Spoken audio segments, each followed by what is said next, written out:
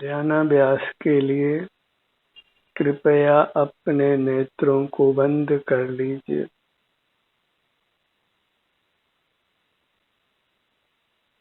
आराम की मुद्रा में रहिए। आपका सुख आप में ही है, कहीं बाहर नहीं है। सिर से पांव तक इस मूर्त काया में आपकी अमूर्त काया मिली है। वही एकांत सुख स्वरूप है। इसलिए अपने ध्यान को अपने सिर से पैरों तक ही लाइए।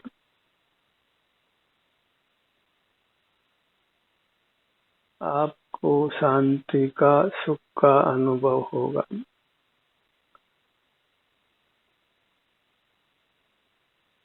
आपके विस्तार में सुख ही सुख भरा है। मूर्त कर्म का बंधन आपके अंतर्मुख होने से क्रम से मिटता है और आपको क्रम से बंधीगत सुख का अनुभव होता है। इसलिए धैर्य के साथ अपने सन्मुख बने रहिए। कुछ भी तनाव नहीं लेना है। बाहर की दुनिया का विस्मरण कीजिए। सुख अपने परिचय से है, पर परिचय से नहीं।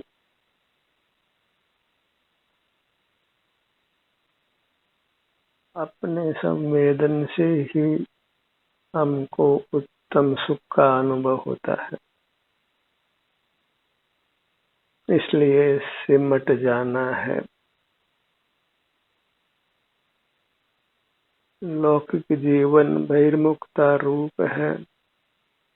उस जीवन को छोड़कर पारलौकिक जीवन जीना प्रारंभ कीजिए। उसके लिए बस अपने अमूर्त शरीर से युक्त रहना है। इतना ही मुक्ति का पुरुषार्थ है। आपका अनुभव कर ही उत्तम सुख पाता है।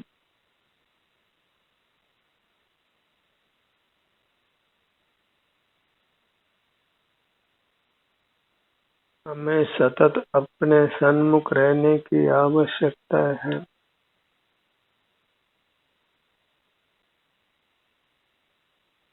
बहुलता से अपने सन्मुख रहिए।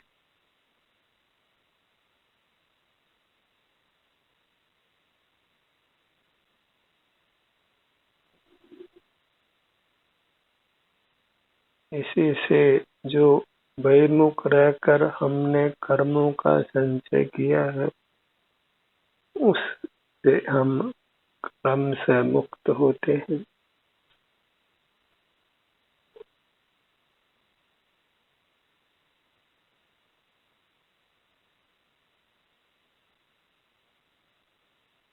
जीव का स्वभाव केवल अपने आनंद को भोगना है। अन्य कुछ देखना, जानना, करना, पाना जीव का स्वभाव नहीं है।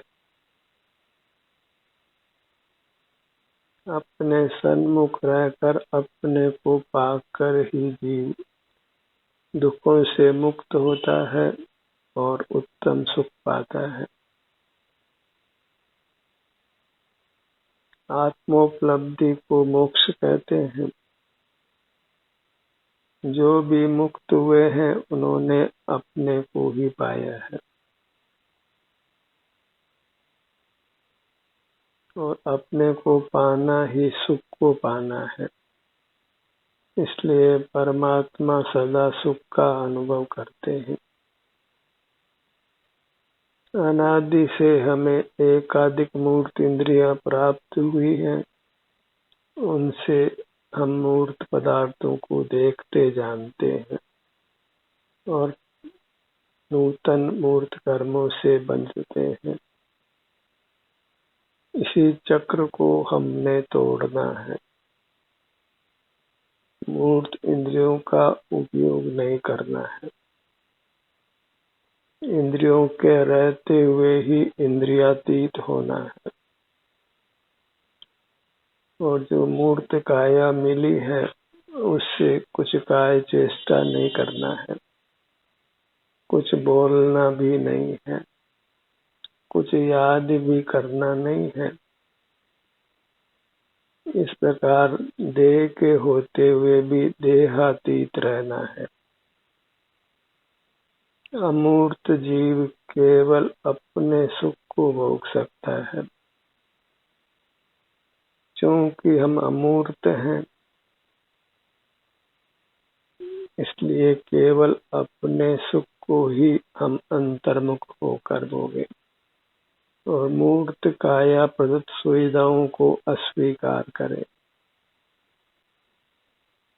अन्यथा ये मूर्त काया सदा हमारे संग रहने वाली है। एक मूर्त काया अलग होगी, उन्हें दूसरी मूर्त काया मिलेगी। और जहाँ मूर्त काया है वहाँ जीवन में नाना दुख है, क्योंकि यह मूर्त काया विनाशिक है। इसके विनाश से फिर हमारा भी तात्कालिक विनाश होता है, फिर पुनः मूर्त काया मिलती है। मूर्त काया के रहने से ही वध बंधन रोग आदि नाना दुख अनुभव में आते हैं। इसलिए इंद्रियों के होते हुए, मूर्त देह के होते हुए भी हमें इंद्रियातीत देहातीत रहने का प्रयत्न करना है। मानो मूर्त काया का संग नहीं है और आप केवल अमूर्त रूप हैं। अमूर्त काया के असद भाव में फिर मूर्त पदार्थों का देखना जानना नहीं होता, वचन चेष्टा नहीं होती, काय चेष्टा नहीं होती, कुछ स्मरण आदि भी नहीं होता, केवल सुख का ही भोग होता है। वही परमात्मा का रूप है जिसको हमने प्रकट करना है। जन्म मरण की अनादि की परंपरा को मिटाने का यही उपाय है।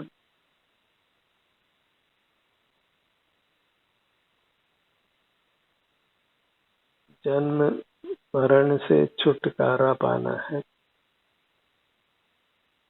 उसके लिए बाह्य जगत का अनुराग छोड़िए। मूर्त पदार्थों की जो रचना बाहर हो रही है उसकी जिज्ञासा छोड़िए। मूर्त पदार्थों के स्पर्श रस गंध वर्ण और शब्द के ज्ञान से रहित रहना है। यही इंद्रिय जय है।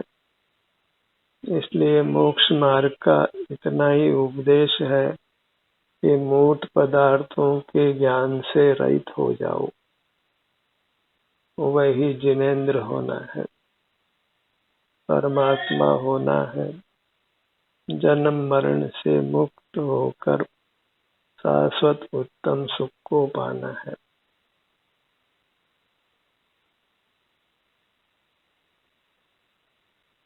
एकदम आराम की स्थिति में रहकर अपना मुख अपनी ओर रखिए और विश्राम की स्थिति में ही अपने सन्मुख रहकर उत्तम सुख शांति को भोगिए।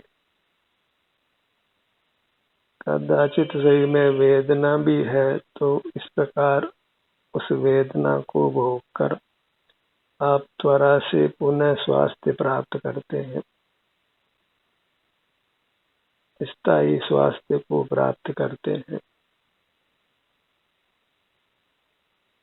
इसलिए वेदना से भयभीत नहीं होना है। वेदना के सामने खड़े हो जाइए तो वेदना निश्चित भाग जाने वाली है। क्योंकि जीव और कर्म की संधि में अपने ध्यान को लाने से वह संधि टूट जाती है और कर्म के अभाव में फिर कोई भी दुख हमारे अनुभव में नहीं आता है। जीव अपने शुद्ध स्वरूप से केवल अपने उत्तम आनंद को भोगता है। फिर काल की कितनी आवली बीते, आपका उत्तम सुख सदा कायम रहता है।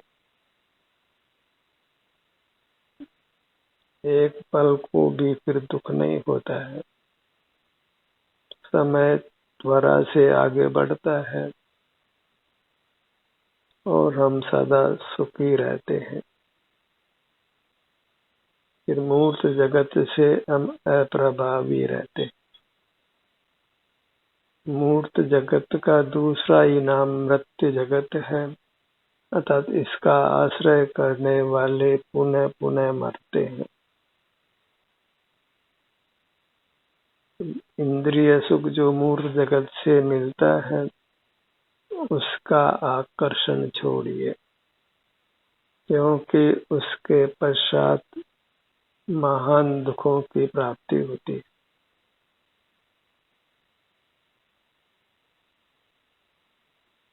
अपने ध्यान को अपने सिर के भाग पर लाइए।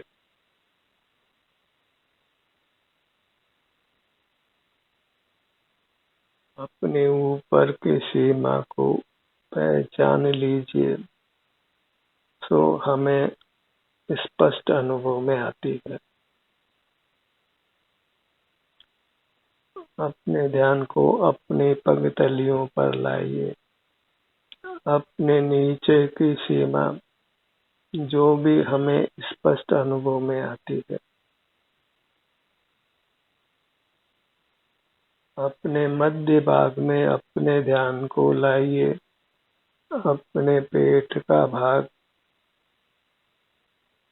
ये मध्य भाग भी हमारे स्पष्ट अनुभव में आता है। हर अंग, हर उपांग वहाँ आराम या वेदना की स्थिति होने से हमारा हर भाग हमारे स्पष्ट अनुभव में आता है। बस अंतर्दृष्टि कर अनुभव करते हुए रहना है। अपने ध्यान को अपनी दाहिनी भुजा पर लाइए। दाहिनी भुजा भी हमारे स्पष्ट अनुभव में आती है और बाल गोपाल सभी जीवों को, मनुष्यों को और पशु पक्षियों को भी आपके अनुभव में आने पर भी मूर्त इंद्रियों को प्राप्त करिए। जीव बाह्य जगत से जुड़कर अपने उत्तम सुख के अनुभव से वंचित रहता है। क्यों? अपना अनुभव करना ही सुख का अनुभव करना है। अपने ध्यान को अपनी बाईं भुजा पर लाइए।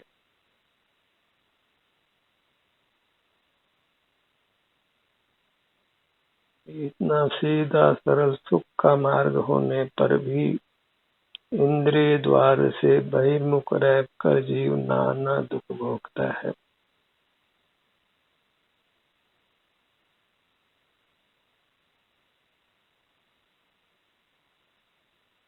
ध्यानाभ्यास सूत्र से जुड़ने का हमारा यही प्रयोजन है कि हम अपने से युक्त रहें, उसी का अभ्यास करें। क्योंकि अभ्यास से ही हम अंतर्मुख रह सकते हैं।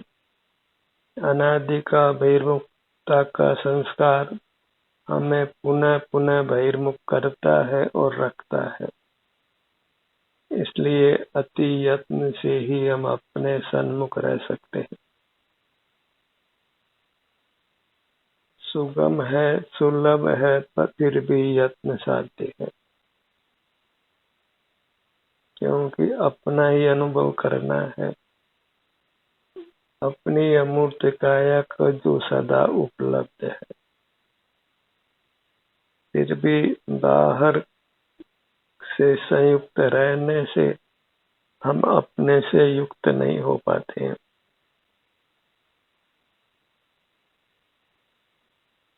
अपने ध्यान को अपनी बाईं भुजा पर लाइए।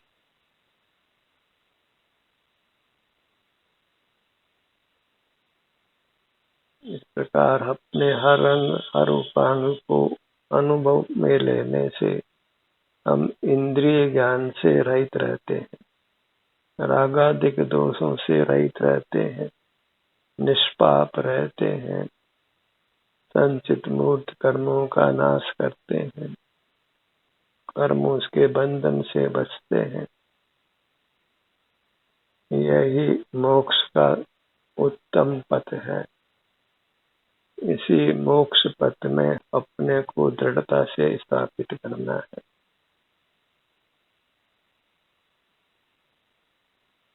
इसीलिए कहा है, तू स्थाप निज को मोक्ष पथ में, ध्या अनुभव तू उसे। निज में ही नित्य विहार करने विहार कर तू परद्रव्य में। अपने ध्यान को बाईं भुजा पर लाइए।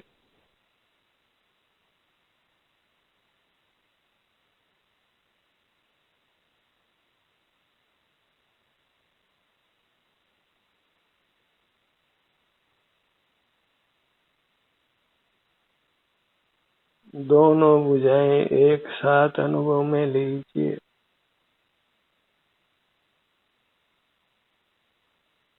अपने दोनों पैरों को एक साथ अनुभव में लीजिए। कभी बड़े भाग को अनुभव में लीजिए, कभी छोटे भाग को अनुभव में लीजिए।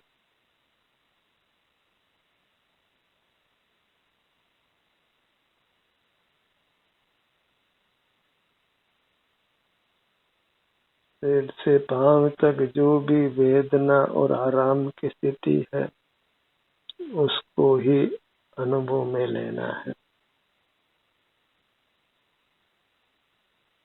कर्म के उदयानुसार हमको अपने शरीर में वेदना और आराम का अनुभव होता है। हमारा कर्तव्य मात्र अपने सन्मुख रहना है और इसी से धीरे धीरे कर्मों के बंधन से हम मुक्त होते जाते हैं और हमारा सुख प्रकट होने लगता है। इस प्रकार उत्तरोत्तर हम दुखों से निवृत्त होते जाते हैं।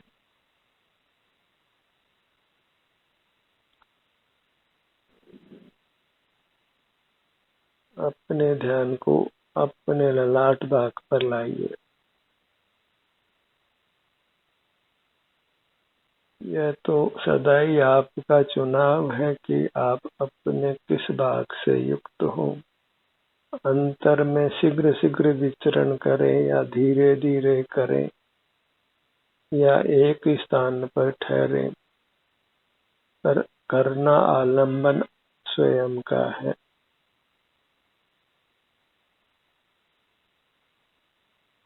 अपने ध्यान को अपने भ्रूमध्य पर लाइए।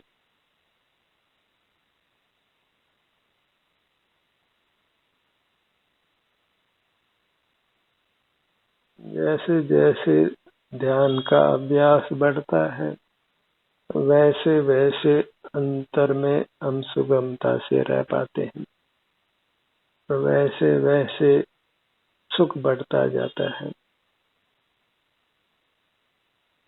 आगे आगे कर्मों के क्षय की गति बढ़ती जाती है।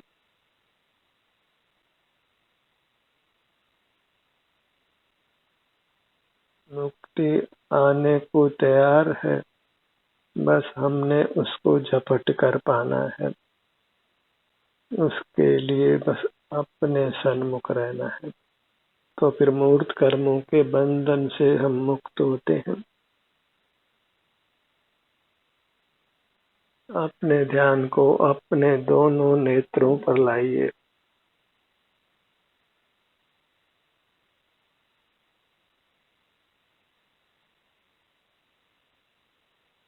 अपने से ही मैत्री बढ़ाइए,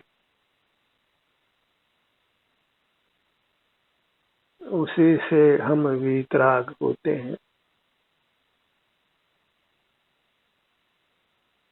अपने से एकत्व और पर से हम विभक्त रहें, तभी हम उत्तम सुख का अनुभव करते हैं।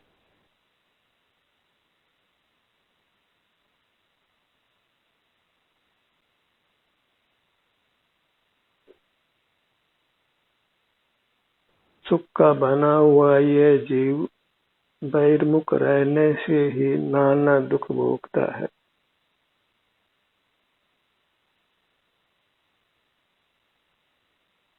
बहिर्मुखता को रोकने का नाम ही संयम है।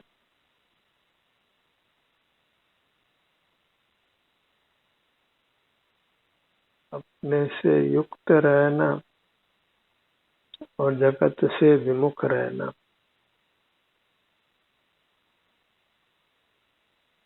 प्रकृति को ये स्वीकार ही नहीं है कि हम संग में रहें, और चूंकि हम संग में रहते हैं इसीलिए मृत्यु आती है।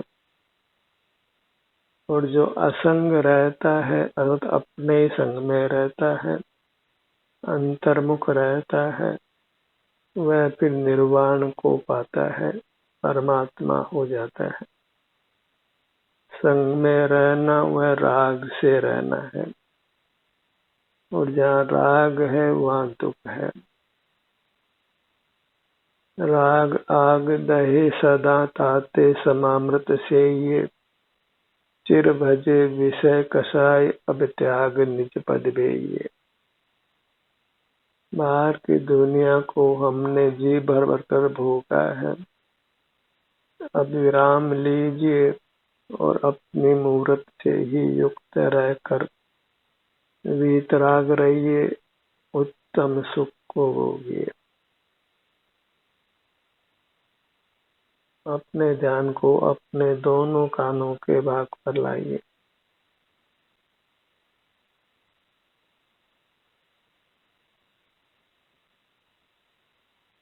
अनुभव करने की यही विधि है कि हम अंतर में ही विचरण करें। नेत्र बंद कर सिर से पैरों तक यही विहार करें। अपना ही संवेदन करें, अपने हर भाग का संवेदन करें। मूर्त पदार्थों से अपने आप को छुड़ाएं।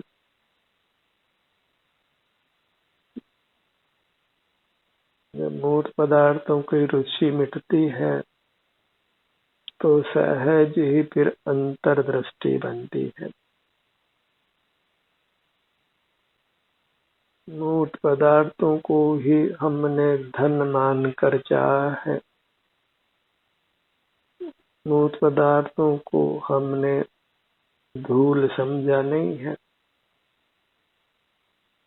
वे सुख स्वभावी नहीं होने पर भी उनके आश्रय से विषय सुख होने और कदाचित दुख निवृत्ति होने से हमें मूर्त पदार्थों का सदा अनुराग बना रहता है। उनको पाने के लिए हम सतत प्रयत्नशील रहते हैं, और जितना उनका ग्रहण करें उतना ही हम उनसे बन जाते हैं,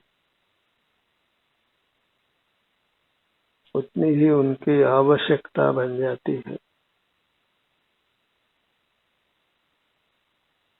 अपने ध्यान को अपनी नासिका पर लाइए।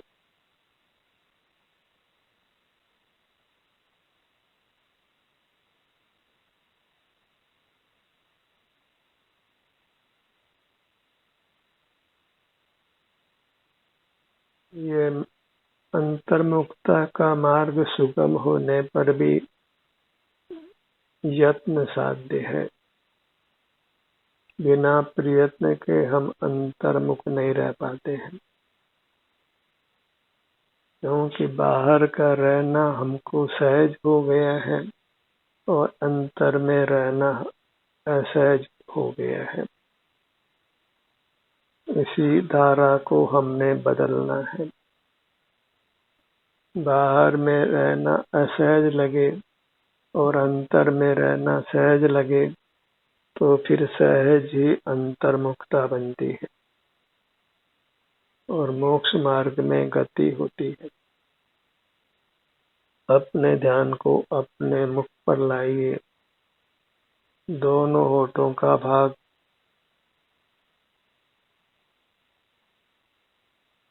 दंत पंक्ति, जिह्वा,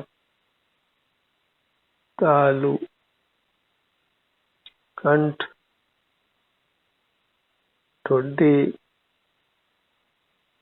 दोनों गाल,